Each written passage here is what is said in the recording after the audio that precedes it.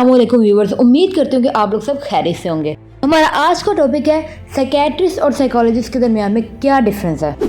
तो बिना time waste किए हम अपनी वीडियो की तरफ बढ़ते हैं। सबसे पहले हम बात करते हैं साइकियाट्रिस्ट की। साइकियाट्रिस्ट कौन लोग होते हैं? साइकियाट्रिस्ट मेडिकल डॉक्टर होते हैं। इनकी सबसे बड़ी बात ये मेडिकेशन को तजवीज़ करते हैं।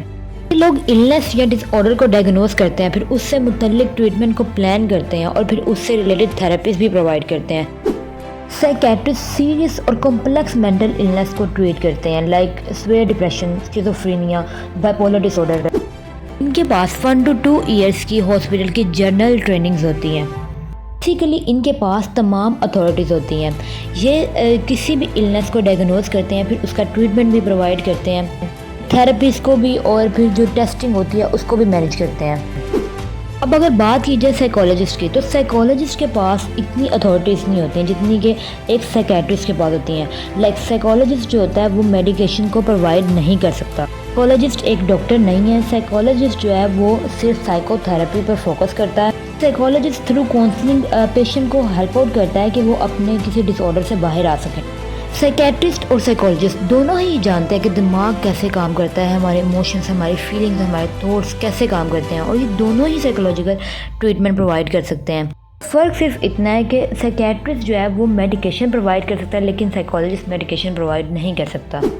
अब अगर बात की जाए कि इन दोनों का एकेडमिक क्राइटेरिया क्या है, जो साइकियाट्रिस्ट है इनकी बेस जो है वो साइंस सब्जेक्ट से बनी हुई होती है और ये MBBS होल्डर होते हैं। इनके पास डिफरेंट मेडिकल सर्टिफिकेशंस होते हैं कि साइकोलॉजिस्ट MBBS होल्डर नहीं होते हैं। ये बेस कंपलसरी नहीं है कि किसी साइंस सब्जेक्ट से हो, लेकिन इनका बैचलर्स जो होता है वो अप्लाइड साइकोलॉजी में होता है अमूमन। मास्टर्स इनका किसी स्पेशलाइज फील्ड में होता है, लाइक क्लिनिकल साइकोलॉजी में, फोरेंसिक साइकोलॉजी में या अप्लाइड साइकोलॉजी में।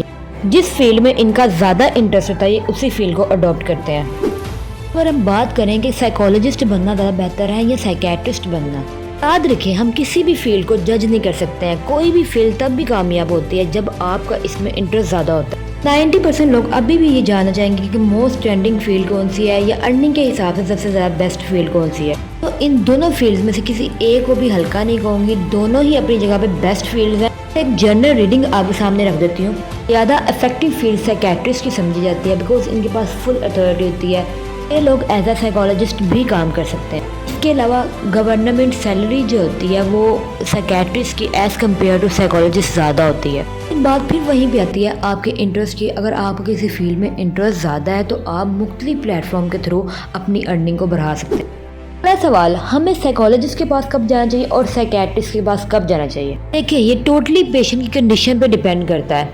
अगर तो कोई ऐसा डिसऑर्डर है जो बहुत ज़्यादा सीवियरिटी इख्तियार कर चुका है, जिसमें पेशेंट अपने आप का कंट्रोल खो चुका है, उसकी कंडीशन नॉर्मेलिटी से हट के एबनॉर्मेलिटी तक जा चुकी है, मोस्टली ऐसी सिचुएशन में पेशेंट खुद को नुकसान पहुंचाने की भी कोशिश करता है। और अगर ऐसी कंडीशन मौजूद है तो फिर आपको इस सूरत में साइकियाट्रिस्ट के पास रजू करना चाहिए। लेकिन अगर आप ये समझते हैं कि पेशेंट का अभी खुद पर कंट्रोल है और उसके डिसऑर्डर ने अभी इतनी सीवियरिटी इख्तियार नहीं की कि पेशेंट खुद को नुकसान पहुंचाए और थ्रू काउंसलिंग या थेरेपी इसको ठीक किया जा सकता है, तो तब आप ऐसी सूरत-ए-हाल में साइकोलॉजिस्ट के पास रजू करें। आखिरी सवाल, साइकियाट्रिस्ट के लिए कौन सी जॉब्स हैं या वो कौन सा बिजनेस कर सकता है, और एक साइकोलॉजिस्ट के लिए कौन सी जॉब्स हैं और वो कौन सा बिजनेस कर सकता है? साइकियाट्रिस्ट के लिए हॉस्पिटल सेटिंग्स होती हैं। इसके अलावा ये अपना क्लिनिक भी खोल सकते हैं, बिकॉज इनके पास सर्टिफिकेशन मौजूद होती है।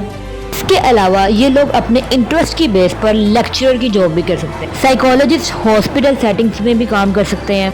इसके अलावा ये यूनिवर्सिटीज़ में एज अ लेक्चरर भी जॉब कर सकते हैं। लोग स्कूल्स, मिलिट्री या हर एक फील्ड के अंदर इनकी कोई ना कोई सीट्स मौजूद होती हैं। इसके अलावा साइकियाट्रिस्ट और साइकोलॉजिस्ट दोनों ही मोटिवेशनल स्पीकर भी बन सकते हैं। उम्मीद करती हूँ कि इस वीडियो में आपको साइकोलॉजिस्ट और साइकियाट्रिस्ट के दरमियान में डिफरेंस अच्छी तरह से समझ आया होगा। इसी के साथ मुझे दें इजाज़त, और अगर आपको मेरी ये वीडियो पसंद आई हो तो मुझे कमेंट करके लाजमी बताइएगा।